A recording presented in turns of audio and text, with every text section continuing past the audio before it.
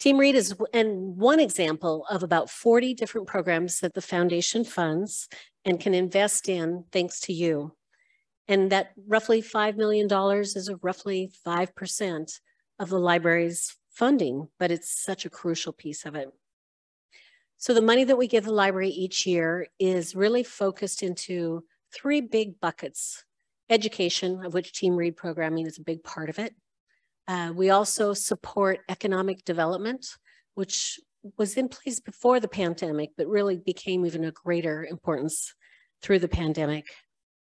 And then enrichment, and think about books and materials. 1 out of every 4 is paid for privately. So more copies, deeper into a subject matter. Those are all privately funded. But every bit of that is under this umbrella around equity. And you heard equity spoken of earlier. This library is committed to providing resources for those in the community who need it most. And that's what foundation dollars have always been able to do, to take our library's work above and beyond what it could ever do on its own. And so we invest in the library, but we also help cultivate the relationships that the library has through partnership and through funding and resources and being a matchmaker, so to speak. And our third big area is around advocacy. We are, as a foundation, very much the external face and voice of the library out in the public. And we take every opportunity we can to talk about the amazing work the library is doing. So all of this can be done, but it's only because of all of you who believe and invest in the library through the foundation. And you're helping ensure our library's long-term vitality, and we share a vision with the library for a vibrant community where imagination and opportunity thrive. And that's so true what our partnership's about. So as earlier Tom said, libraries are the hub of every healthy, inclusive, and socially just community.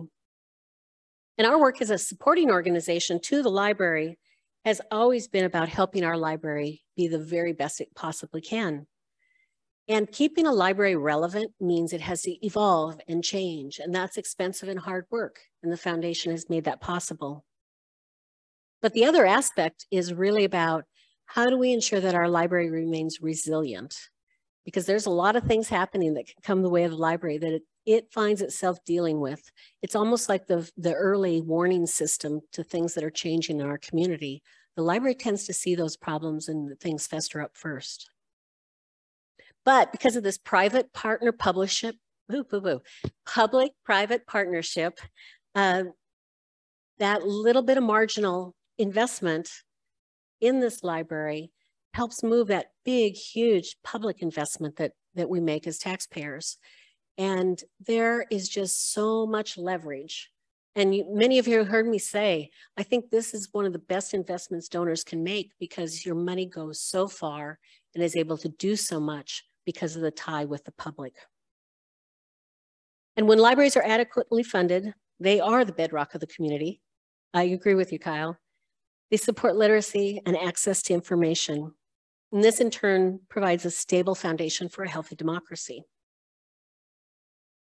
Now, the bedrock of democracy. Many of you may agree, we are pretty sheltered here in Seattle in this thing you call the blue bubble. But it doesn't mean we're immune to the things that are happening around us. It's a unique time for books, access, equity work.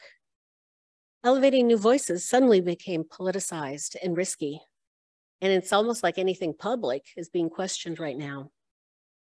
So as we watch and see the erosion of some of these important institutions that I will admit probably have taken for granted, seeing the challenges with our free press, seeing the challenges around freedom to choose, freedom to vote, without access to information and making sure everybody in our society can participate, our democracy risks faltering.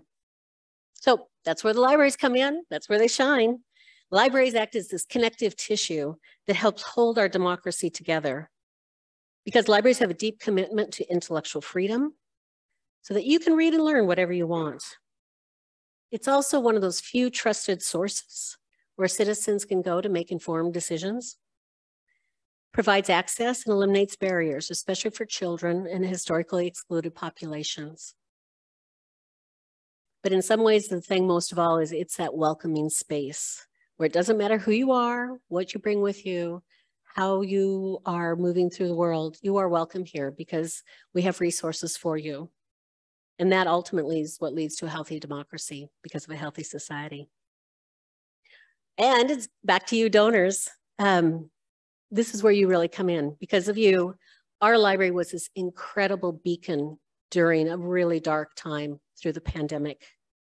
And also because of you, we have these incredible libraries across this entire city. Everyone has something in their community to help them. And so at the end of the day, our library is incredibly strong and we're all very proud of that. But we are a role model of where the private and public come together to allow us to do the kinds of things that the library really wants to do. Because ultimately, our role is helping them really take their aspirations and actually turn them into action and make things happen.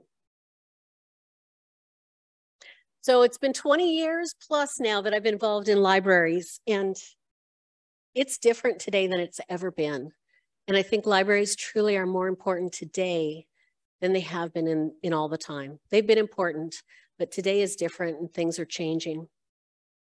And as donors, you are truly the lifeblood. You are part of this family, this library family that's incredibly special. And you're helping make sure that kids, Team Read, Helene and Kyle, and the program like Team Read can happen in this community and really be leveraged even further because of the library. But you are also more than just donors. You are ambassadors, you are advocates, you are the ones that can help others understand why a healthy, thriving library is so fundamental to a healthy, thriving community.